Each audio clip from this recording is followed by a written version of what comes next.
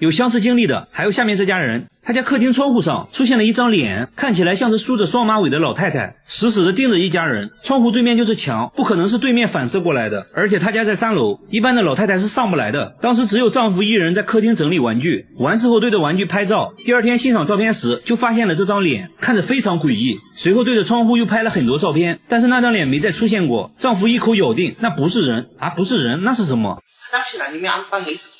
专家分析后确认了照片的真实性，考虑到房子的周围环境，专家认为是屋内某个东西反射在了窗户上。仔细观察后，在出现脸的位置找到了凳子的影子。妻子说之前确实会把衣服挂在凳子上，专家表示应该是衣服的褶皱正好反射在了窗户上，才形成了脸的轮廓。接下来还原现场，把相机架在当时拍照的位置，在椅子上挂好衣服，弄出人脸的轮廓，然后拍出的照片中确实有类似脸的东西出现了。专家把衣服弄出更多褶皱，反复调整，终于5个小时后拍出了和之前一模一样的人脸，都是一种巧合而已。然而更诡异的还在下面，每到深夜，村里山坡上就会出现一张脸，脸部轮廓非常清晰，就这样一直盯着整个村子。村里老人说，山坡之前就是墓地，到现在还有好几座坟墓，已经不知道主人是谁了。村里另一位大妈也说，在她小时候，山坡上还发生过一起惨案，一家3口惨遭灭门。一时间关于这张脸的说法越来越多，听起来也是越来越灵异。节目组架起了摄像机，全程记录，想要一探究竟。天渐渐黑了下来，那张脸也慢慢浮现了，看起来有鼻子有眼的，像是一个男人的脸。村民议论纷纷，有人说是来寻仇的，有人说是来索命的，反正大家都很恐惧。节目组的摄像师超勇的好不好？他决定在山坡上近距离观察，当他拨动一下树枝，这张怪脸的形状竟发生了改变。摄像师差点笑了出来，说山坡上的树被路灯反射后就会形成对称的阴影，看起来就像是眼睛，而树干看起来就好像鼻子，周围的藤蔓就成了脸的轮廓，一切都是错觉而已。得知真相的村民表示，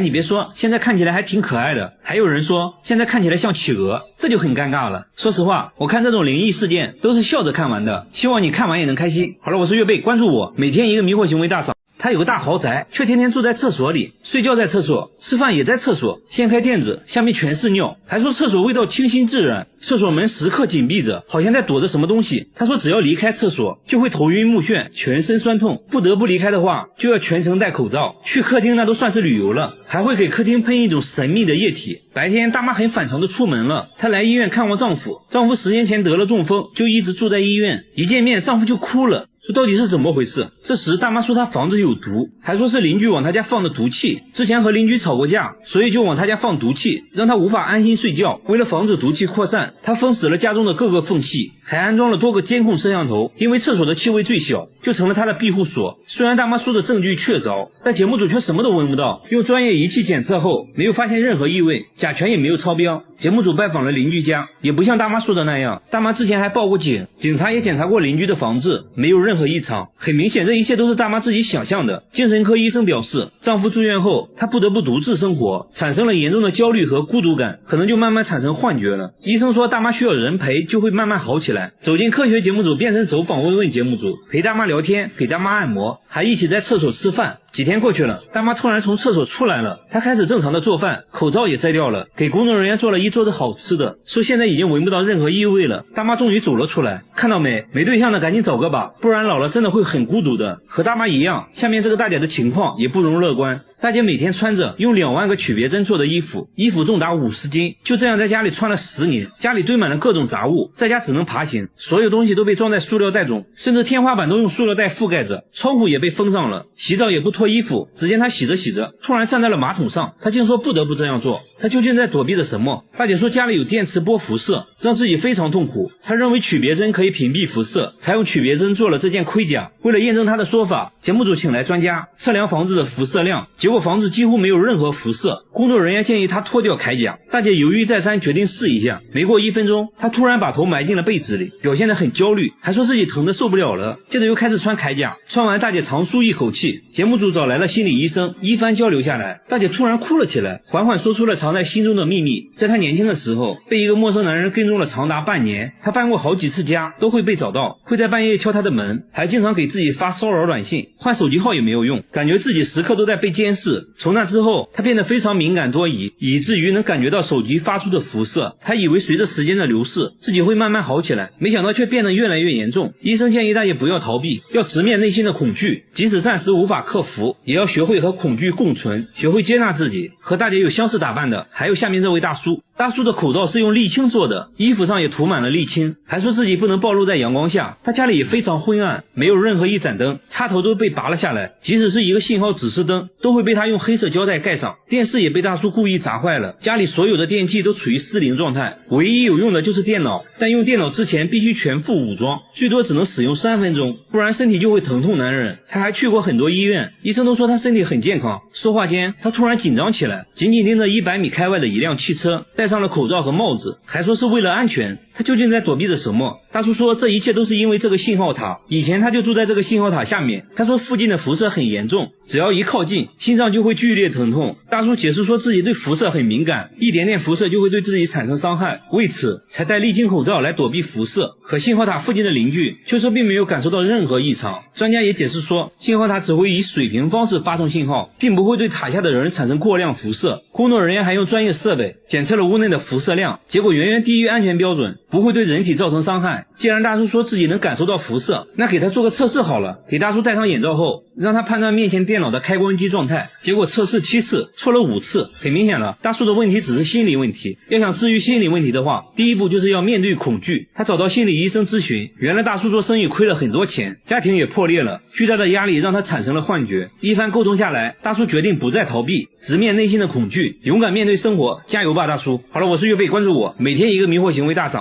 他肩膀上出现了一只诡异的手，像是一个婴儿趴在了背上。关键他家就一个孩子啊，左边露出的脚是自己的，旁边看起来根本就没有人。然而诡异的照片不止这一张。丈夫说之前在车里给孩子拍照，车窗上也出现过一个奇怪的影子，有胳膊有腿的，看起来很像人。当时连续拍了2张照片，奇怪的是第2张照片上影子又神秘消失了。刚开始以为是窗户脏了，但车是刚洗完的，完全没理由啊。节目组找到专家，通过分析照片信息，专家不认为这是灵异事件，给照片调个色就可以看出来，影子有一圈明显的线条。专家认为是之前车窗上的贴纸留下的印记，虽然肉眼看不出来，但手机是可以拍出印记的。为了验证这个说法，节目组找来了同款车型，往车窗贴上蜘蛛侠贴纸，然后在烈日下暴晒6小时，完事后揭去贴纸，车窗还是干干净净的，即使用背景布遮住，肉眼也看不出任何印记。接下来用手机对着车窗拍照，果然拍到了贴纸留下的印记。至此影子的谜底揭开了，那肩膀上的手又如何解释？专家仔细观察后发现，大腿旁边凸出来一个三角形的东西，像是裙子之类的衣角。他推测当时后面可能有一个1.2米左右的女孩，正好举了手，由于视线遮挡，拍出来的就只有一只手而已。节目组还原了当时的场景，等女孩走到婴儿车后面时，拍出的照片果然只看到了一只手。至此真相大白，一切都是虚惊一场。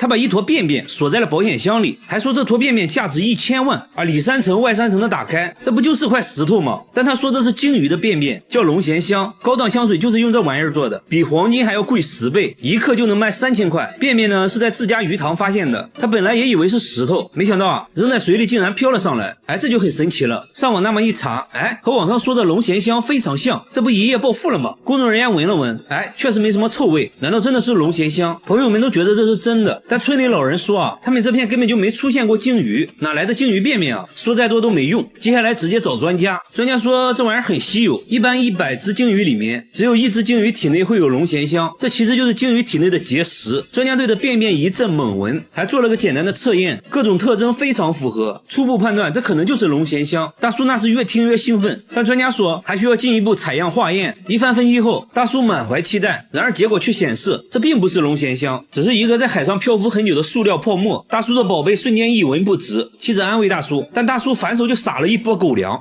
那泡沫就给接了。然而下面这个小哥也把不值钱的东西当成了宝贝，他能用各种蔬菜当乐器，只见他掏出胡萝卜就吹了起来。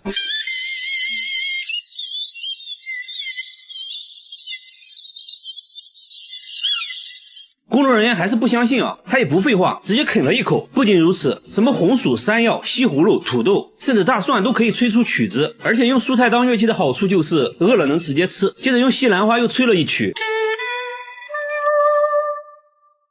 还用山药做的乐器吹了一个。然而把蔬菜做成乐器也不容易，首先就要保证蔬菜的新鲜程度。在冰箱拿出一根硬邦邦的萝卜，先用工具把萝卜掏空，然后在表面打孔，每一步都要非常小心，还要不断测试音准，一点点调整孔洞大小。节目组决定升级挑战，拿来了西瓜、鸡蛋和大葱。小哥轻蔑一笑，就这，手起刀落就把3样食物变成了笛子。没想到还都吹响了。现在有个问题就是，乐器的保鲜时间太短，一旦蔫了，音色就不纯正了，一般用完就要被妻子拿来做成菜，或者打成蔬菜汁喝掉，因此每天都要重新买新鲜蔬菜，这成了一笔不小的花费。他现在呢，已经到了痴迷的程度，甚至在工作中也要做乐器，拿着一颗洋葱就开始制作，同事都被震撼到了。不过要说奇人，那还是得看下面这位大叔，他能在头发丝上刻100个字。只见他先把头发固定起来，接着用微雕刻刀在上面刻字，最后呢给头发上个色，文字在显微镜下就显现出来了。不仅如此，他还可以在沙地上刻字，也能在5厘米的石板上写一部千字文，这可不是一件简单的事，他需要2年才能全部完成，期间还要更换20多种刻刀，比硬币小很多的铁块上也能刻800多个字，相对来说在小米粒上刻字就显得简单多了。大叔说头发上刻字很考验人的耐性，刚开始做的时候刻了100多根头发，1年下来呢只成功了2根，为此自己头发日渐稀疏，现在都是用别人的，见到别人都是先看头发，黑长直是他的最爱。他现在还开了头发展览，小朋友都看傻了。大叔目前只能在头发上写1行字，还说希望以后可以在头发上画一幅清明上河图。下面这个奶奶虽然没有大叔厉害，但也值得一看。90岁的奶奶经历过车祸后，腰板竟然变直了，之前在家里走路都要扶着墙，墙上还留下了一道痕迹，现在呢上楼都不费劲，专家都表示不可思议。奶奶说出车祸后自己当时就懵了，什么都不记得，醒来就变成这样了，就很神奇。那就祝奶奶一直健康下去吧。好了，我是岳贝，关注我，每天一个迷惑行为大赏。老人死了15年，身体却没有腐烂，甚至散发出淡淡的清香，手指甲还在生长，连血管都清晰可见，甚至还长出了黑头发。家人都认为奶奶并没有死，只是睡着了而已。他们会定期给奶奶剪指甲，每天还要给奶奶擦身体，单独给她做饭，看着成为一具干尸的老太太。节目组也震惊了，原来15年前奶奶突发疾病住院，在9天不吃不喝的情况下，竟然喷出了16斤便便，接着就断气了。奇怪的是，体温并没有下降，一直维持在36度，身体也不僵硬，除了没有气息外，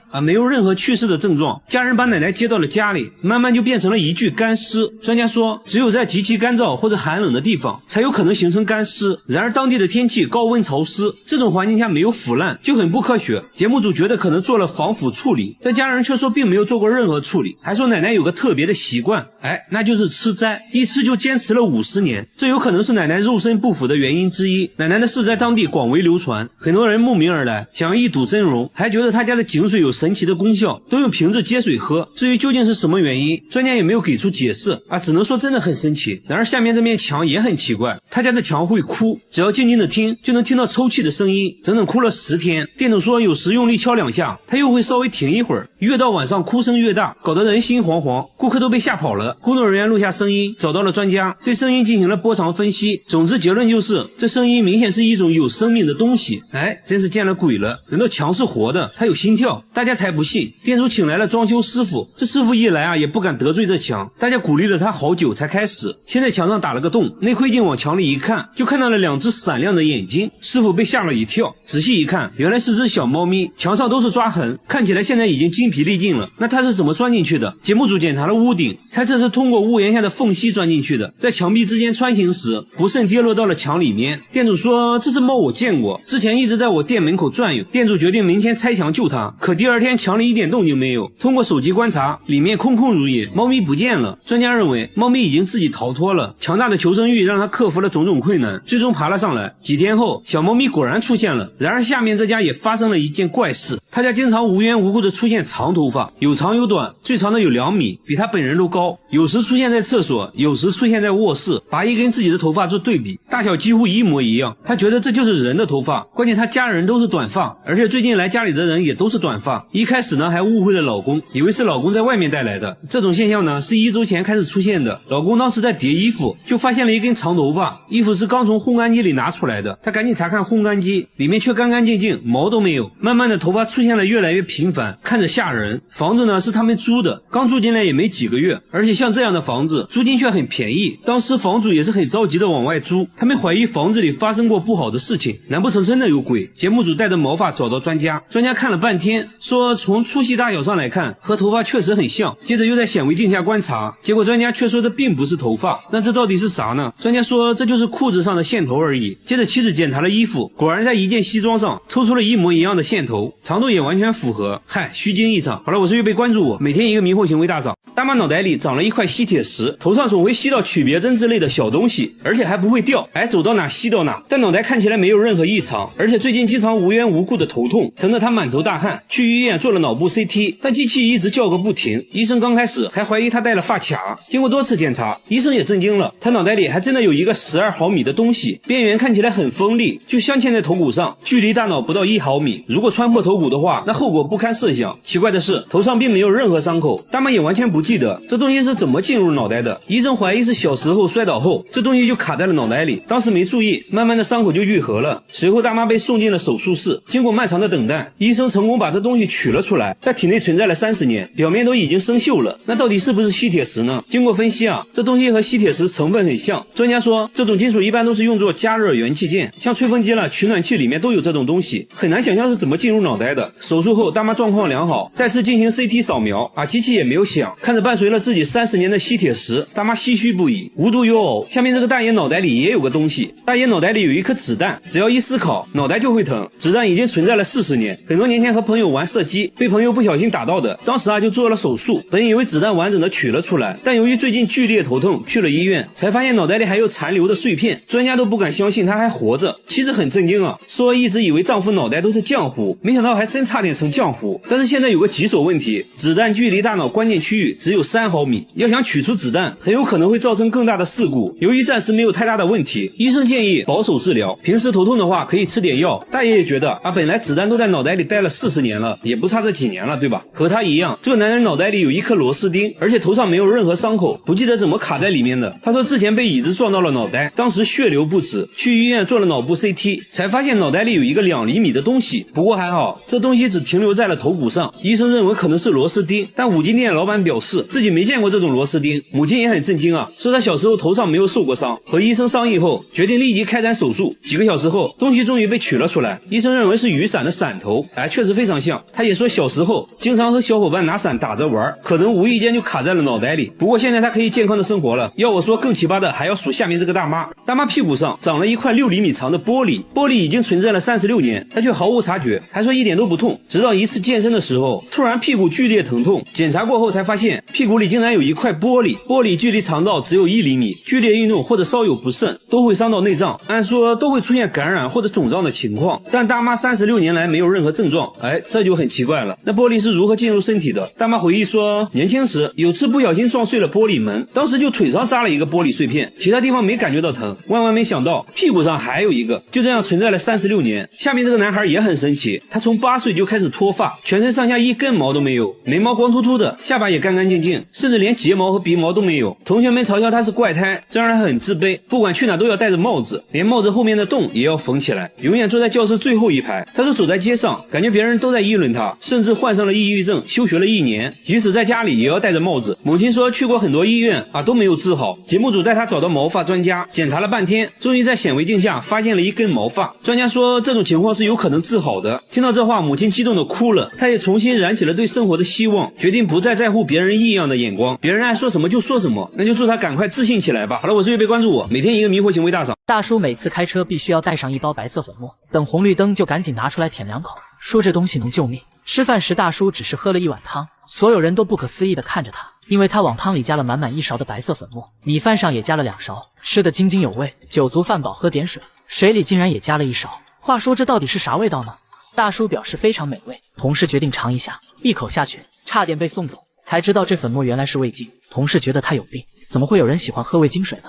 大叔一脸傲娇说那是38年前的一个夜晚，自己喝醉后原本想去厨房弄一杯糖水，结果迷迷糊糊中错把味精当成了白糖，没想到却打开了味觉新世界，彻底爱上了这种味道，每天都要吃200克，38年来一共吃掉2774公斤。大叔说自己不仅没事，反而还更有精神了，味精甚至还救了自己的命。此话怎讲？原来他患有一种叫做布尔格氏的罕见疾病，为了控制病情，他不得不截肢了手指。很多得这个病的人过不了多久就会死，而自己20年来却没有事。他认为是味精救了自己，控制了病情恶化，但真的是这样吗？医生给出了不同的说法。检查发现他得了严重胃病，由于味精的大量摄入，还导致了糖尿病。也就是说，味精对他的病情不仅没帮助，反而还加重了，所以他必须停止吃味精，要相信科学。大叔表示，那这样自己的快乐就没有了。不过为了健康，自己会慢慢戒掉味精，那就让我们祝大叔早日康复吧。大家千万不要模仿哦。大妈只是穿了件红衣服，所有人都惊恐地看着她，全都是因为她的指甲，她的指甲比你的手还长，足足有12厘米，小拇指却显得格格不入。她说小拇指是专门用来抠鼻屎的。大妈不仅指甲长，头发也很长，甚至都能拖到地板上，即便是邻居在晚上遇到大妈也会被吓到。大家都想不通，她为啥要留这么长的指甲，而且指甲还给她带来了诸多不便。洗头就只能用小拇指挠一挠，打字也只能借助铅笔，剥橘子要用镊子，甚至手套都要先开个洞才可以。她还要花大量时间保养指甲，一瓶指甲油只够用一次，完事还要给指甲戴上保护套，以防折断。出门都要把指甲护在胸前，指甲带来了诸多不便。但为啥要留呢？大妈说自己留指甲都是因为一个梦。原来大妈从小就喜欢打扮，有天她做了个梦，梦中人告诉她，无论发生什么都不能剪指甲和头发，否则就会遭遇不幸。刚开始大妈也没当回事，这不就是个梦吗？但说来也是奇怪，从这之后，每当剪指甲就会心跳加速，剪完指甲就真的会生病，也不知道因为什么原因。后来出于敬畏之心，就开始留指甲了。为了让指甲显得不那么诡异，大妈去做了美甲，画上萌萌的图案，这样就显得可爱多了。每到深夜，他家卧室的床头就会传来一种诡异的声音，仔细听。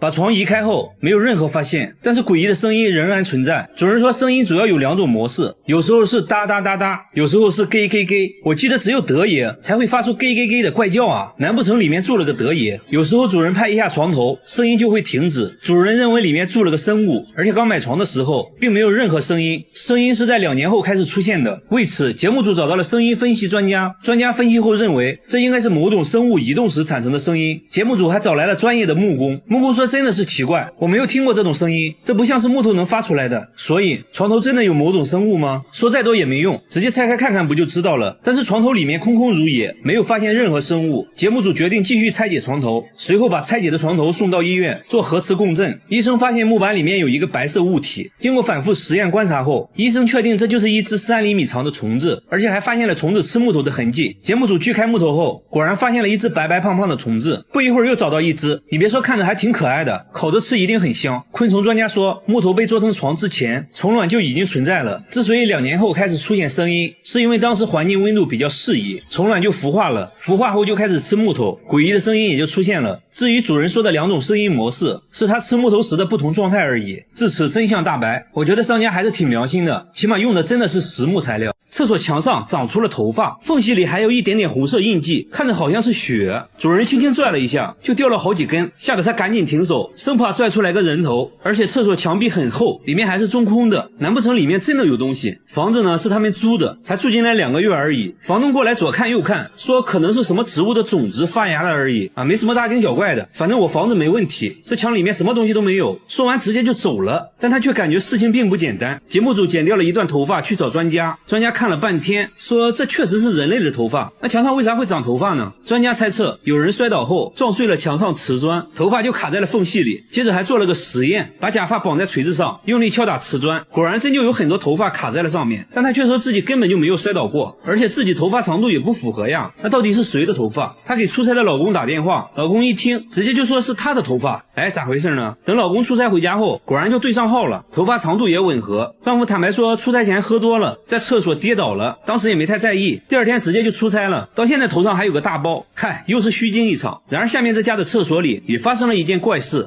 他家厕所住了一个看不见的人，只要关上灯就会传来洗手的声音，哗啦哗啦的，肥皂上出现了奇怪的痕迹，地上也经常一片狼藉，打开灯呢却什么都没有，关键厕所都安装了防盗窗，地漏也是堵死的，不可能有东西能进来啊。这种怪异的现象整整持续了半年，搞得一家人精神崩溃，甚至怀疑是被什么不好的东西缠住了。节目组在厕所安装了摄像头，一夜过后查看录像，却看到了让人头皮发麻的一幕，马桶里竟然钻出来一只大老鼠啊，来到地面就开始疯狂破坏，发泄完又就钻进马桶走了。主人这才恍然大悟，说有一次上厕所就感觉被什么东西顶了一下啊，现在想想都后怕，吓得他直接跑到了邻居家上厕所。关键他家在18楼啊，这老鼠是怎么钻上来的？这很不科学。专家说老鼠会游泳，马桶管道只有 S 弯的部位会存水，老鼠完全可以爬上来。专家决定用粘鼠板抓住它，围着马桶放了4个，但这老鼠成精了，好像意识到了危险，左闻闻右看看，迟迟没有来到地面，犹豫了好久，最终绕过粘鼠板跳了下来。毕竟是经历过大风大浪的老鼠，板子上的美食也不能诱惑它，它竟然推开了粘鼠板，一个风骚走位又溜回了马桶。工作人员决定用另一种方式阻止它，在楼下的总管道上安装了防回流输水阀，这样只能朝一个方向打开，老鼠就爬不上来了。这下世界安静了。然而下面这家厕所里好像也住了什么东西，他家的厕所会叫，只要静静的听就能听到咕呱咕呱的声音。有一次主人就看到一个黑影从洗手盆里钻了进去，好像是一个小动物，他们壮着胆子决定把这玩意儿吊出来，用绳子把虫子绑住，吊在半空等待它上钩。没一会儿果然钻出来一个什么东西，离近了一看原来是一只青蛙，它直接一口就把虫子吞了，但感觉不对劲又吐了出来。奇怪，家里怎么会出现青蛙？而且他们家住在9楼，这很不科学。刚开始以为是邻居家的宠物，但邻居却说家里并没有养宠物，楼上楼下都问过了，没有人养青蛙。专家研究了半天，说看着应该是典型的树蛙，虽然树蛙会爬墙，但是你这是9楼，树蛙根本是爬不上来的。洗手台的水管和马桶管道还不一样，不可能通过管道爬上来。专家猜测了很多原因，都被否定了一筹莫展，没有任何线索。最后主人说之前从家里带来过一些生菜。专家恍然大悟，说蔬菜内部一般都会有虫卵或者小昆虫之类的，这只树蛙应该就是这样来到厕所的。接下来展开了营救，锯开水槽，树蛙就跳了出来，小小的一只，随后就呱呱呱的放生了。好了，我是岳飞，关注我，每天一个迷惑行为大赏。他的头和手长在了一起，连续40年用手撑着睡觉，就算强行把手拿开，但很快又会自己撑起来。虽然睡觉过程中头会不停的摇晃，但就是不会掉下来，就算翻个身也很快用另一只撑起来，就很神奇。节目组怀疑他装睡，但老婆说他40年来都是这样的，这么睡40年胳膊真的没事吗？只见大叔干起活来一点都不含糊，端起100斤的水桶都轻轻松松。大叔还说这种睡眠姿势不仅手不会麻，还睡得更香了，甚至还救过他的命。这又是为啥呢？他说之前家里闯进一个小偷，小偷看到他的奇葩姿势，还以为是睡梦罗汉，直接就吓跑了。附近邻居家都被偷了，唯独他家没有丢失任何东西。后来邻居都学他这样睡觉，他根本坚持不了5分钟。那他为啥会有这种迷惑行为呢？大叔说自己从18岁开始就这样睡觉了。原来40年前经常有人在他家果园偷苹果，轮到他守夜的时候实在太困了，想要睡一会儿，但地板很硬也没有枕头，他突发奇想用手把头撑起来，没想到睡得非常舒服，甚至打起了呼噜。从那之后就形成了习惯。但是这样真的健康吗？来到医院一番检查下来，医生说他患有间歇性的呼吸障碍，奇葩睡姿让舌头阻塞了呼吸道，所以有时在睡眠中会无意识的呼吸暂停。为了健康必须要改掉这种睡眠方式。最后大叔也表示不再当睡梦罗汉了。和大叔有类似爱好的还有下面这个男人，他睡觉必须要抬腿，还说这样舒服，周围人都不相信，觉得他在装睡。但3个小时过后，大叔就这样一直抬着腿，看起来好像不是装的。节目组做了个测验，让5个人同时抬腿，不到1分钟，有人已经在发抖了。5分钟后，所有人都败下阵来，唯独大叔的腿还在悬空。走近一看，人家已经睡着了，即使在家里那也要抬着腿，被子都被他撑了起来。监控也显示大叔整夜都抬着腿，他为什么会出现这种迷惑行为？节目组带大叔来到医院，经过长时间的检查，医生说大叔的腿没有任何问题听到这话大叔开心了，不用刻意的改变自己了。而他哥哥的脚更厉害，他可以用脚钓鱼，一天能钓100只，只需要在水里走2步就可以钓到1只鱼。大叔的脚好像有什么魔力，鱼儿都往脚下钻。大叔说这也是要讲究技巧的，要用脚跟走路，只要有鱼碰到脚，一脚踩下去百发百中。刚说完就抓到了1只大鲶鱼，就这样不一会儿就抓到了20多只，回家做一顿红烧鱼，简直不要太爽。节目组还安排了一场比赛，工作人员同时用4个鱼竿钓鱼，半天都没有钓上来1只，而大叔用了不到1小时就用脚抓了10多只，工作人员都惊呆了。我感觉大叔这个技能真的好实用啊！然而更神奇的还要数下面这个，他全身没有骨头，把头固定住，甚至可以旋转360度，直接吓傻了围观群众。不仅如此，手腕也可以360度转动，手指都能做出反人类的动作，2只手合在一起，很轻松的就能把手背掰到后面。工作人员尝试了一下差点没骨折，他连脚后跟都能翻转到前面，离远了看差点分不清前后。高难度的瑜伽动作也不在话下，身体极度扭曲，即使连专业的瑜伽教练看到都被吓了一跳。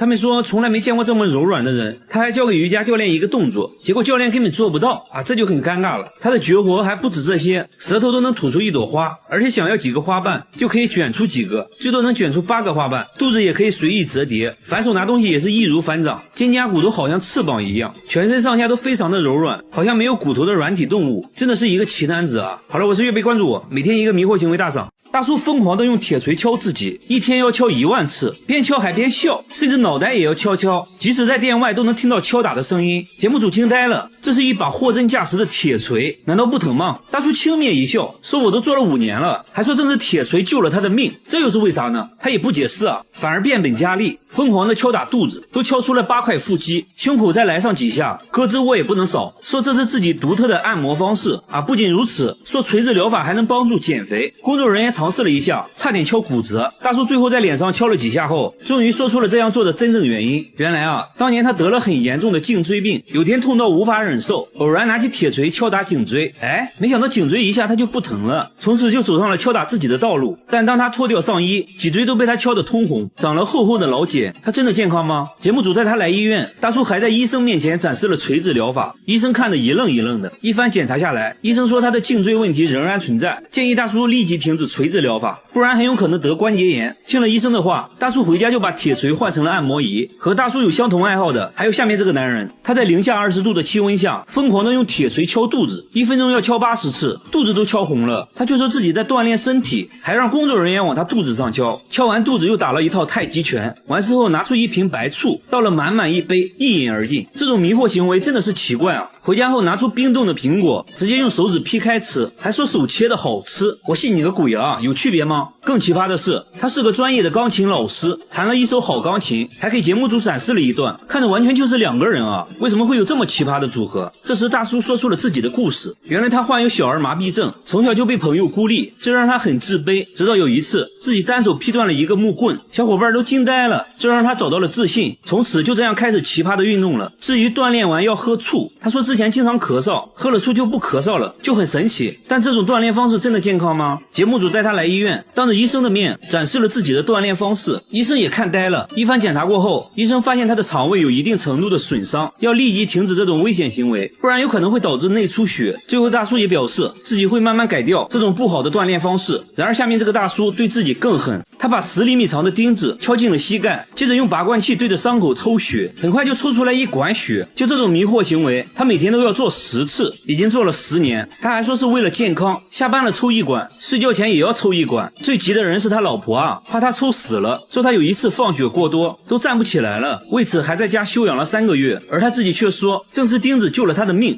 他到底经历了什么？再后来他做的越来越极端，甚至往头上钉钉子，这也导致他大量脱发。他却说感觉自己年轻了20岁，还认为是放血带来的，真的奇怪。原来大叔患有严重的抑郁症，吃过很多的药。再后来呢，他认为自己体内有药物残留，认为自己的血不干净，才想着用拔罐器抽血。经过一番劝说，他同意去医院检查。医生看到都震惊了，说他的想法和方式完全是错的。不仅如此，如果钉子损伤了神经，都有可能导致瘫痪。最关键的，他根本就没有病，身体没病的话，那8成就是心理问题了。精神科医生对他进行了心理测试，医生说他把心理问题当成了身体问题，错误的通过放血来自救，还试图让这种行为合理化。在医生的建议下，他终于意识到了自己的危险行为，回家后就把拔罐器都砸碎了，生活步入了正轨。好了，我是岳贝，关注我，每天一个迷惑行为大赏。他家的房子会自己加热，室温常年64度，平底锅不开火就能煎鸡蛋，水龙头出来的也都是热水，墙纸都烧焦了，往墙上泼水会发出吱吱的声音，不小心碰到地板都能把手烫个水泡，工作人员踩一会儿就汗流浃背了。不仅如此，卧室的温度竟然达到了70度，这睡一觉还不就8分熟了，而且地暖早就关了，电源早就拔了，不可能是地暖问题，那会不会是电路问题造成的？节目组检查了所有电路，结果一切正常，有可能的因素都排除了，但还是找不到问题所在。大半日的根本睡不着啊，只能不停地往地板上泼水来降温。邻居们对此议论纷纷，有人说房子下面有温泉，还有人说房子下面是地狱之火。一时间关于他家的谣言越来越多，那到底是什么原因导致的？就在节目组测量外墙温度时，意外发现电表的温度非常高，这就很反常了。打开电表的瞬间就冒出了电火花，维修人员发现电表和配电盘之间没有断路器。另外他家房子不是混凝土结构，而是钢架结构，当电表短路时，整个房子都是导体，产生的热量会通过钢架传递到整个房子，所以才会出现超高温的现象。幸亏发现的早，不然煤气罐都有可能发生爆炸。维修人员找到了粘在一起的电线，换上了新的电表，一切恢复了正常，这下可以凉爽的睡个好觉了。然而下面大叔家里发生了更离奇的事。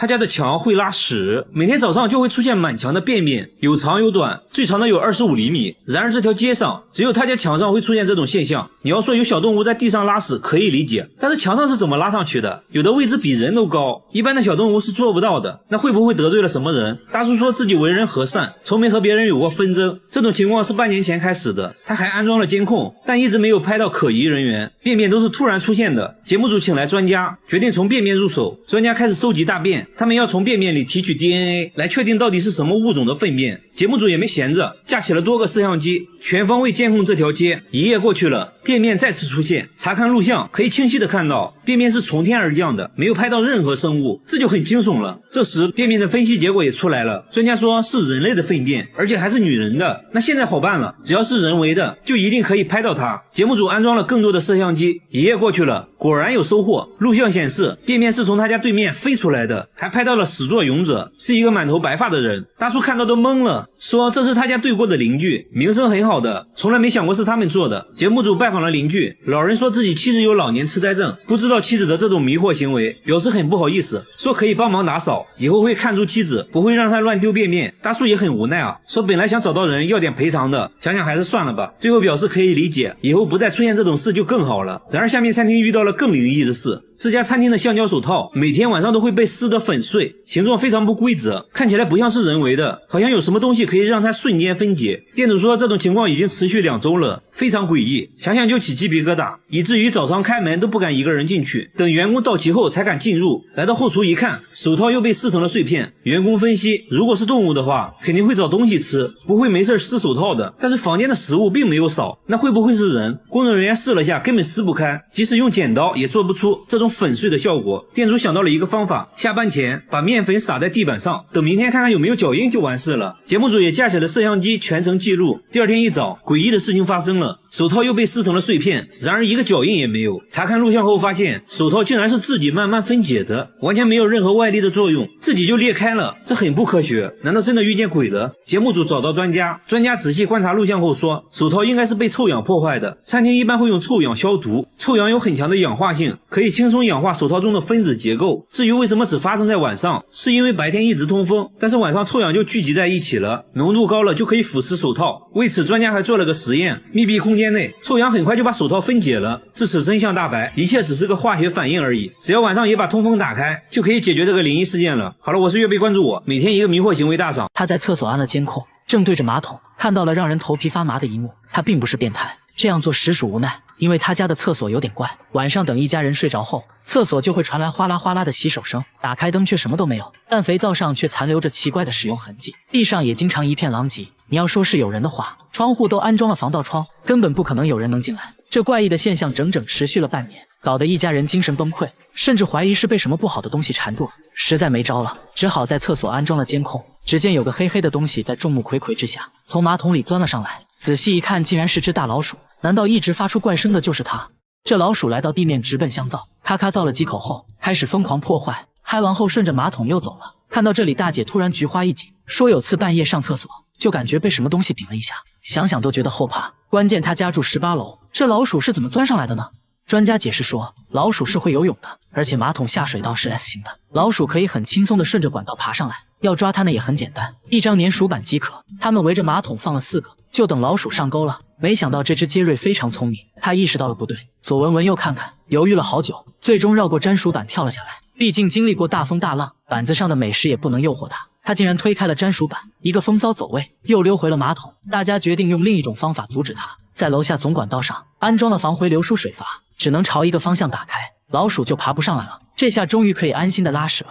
这个大爷爱吃猪饲料，一吃就是一大锅，已经连续吃了50年，饲料都过期发霉了，他却吃得津津有味，边吃还边笑。渴了就在地上接水喝，住的地方看起来像一堆垃圾搭起来的，里面一片狼藉。刚见到记者时，他非常警惕地打量着，问他为什么住在山上。老人什么都没说，转身迅速离开了。记者赶紧跟了上去，但很快人就不见了。记者只好回到老人的住所继续等待。傍晚，老人再次回到住所，问他问题还是什么都不说。山上的夜晚异常寒冷，老人躺在石头床上瑟瑟发抖。在工作人员的长期沟通下，老人终于想起了自己的名字，那这也就好办了。记者来到山下村庄，想了解更多关于他的信息。村民听到他的名字都很震惊，说他失踪了50年，还以为早就死了。通过一番打听，记者找到了他表哥，随后带表哥来到了山上。见到表哥后，他突然跪了下来，表哥邀请他和自己一起生活，他却直接拒绝了。那他为什么要坚持住在山上呢？真的是奇怪。记者在一旁搭起了帐篷，决定和老人同吃同住，与他进行更深入的交流，让他慢慢打开心扉。几天过去了，老人变得开朗了许多，他终于决定迈出第一步，跟着记者下山生活。接着也说出了自己的故事。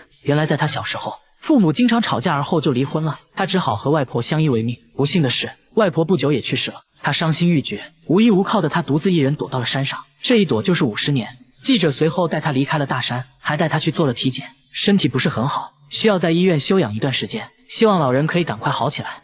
大妈每天捡钱100块，却差点丢了老命，钱都是从这棵柿子树下捡的，硬币每天早上都会准时出现，1个月捡了一大杯。对于这种现象，当地老人说柿子树果实累累，象征着家族兴旺，可能是有人对着树许愿丢下的硬币。可奇怪的是，附近其他柿子树下却找不到任何硬币，只有他家店门口的树会这样，这就有点诡异了。大妈很焦虑，说这明显和自己有关，难道是有人在对自己下蛊吗？大家决定偷偷安装监控，找到这个丢硬币的人。经过漫长等待，终于发现了一位可疑人员。大家亲眼看见他经过柿子树的时候丢下了一个什么东西，记者赶紧追了上去，却结果发现他只是丢了一个树叶而已，是个误会。说来也奇怪，自从安装了监控，就再也没发现什么可疑人员，但每天早上树下的硬币还是准时出现，从不缺席。这下他更慌了，只能没日没夜地守着监控。终于在第3天，他看到一个神秘的身影在向树下丢东西，而这个身影竟是每天都会和他见面的人。店主大妈吓得不敢说话，为了验证自己的猜测，他在一枚硬币上贴了一张白纸，